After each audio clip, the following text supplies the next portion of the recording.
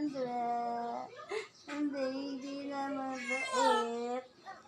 Ang baby na good girl. Hindi yan naiyak pag pinapaliguan niya. Ayan, dahil nakaligo na, fresh na siya, inaantok na yan, matutulog na ang bata. Pag kinocover na yung eyes niya ng kanyang kamay, inaantok na yan siya. Ayan.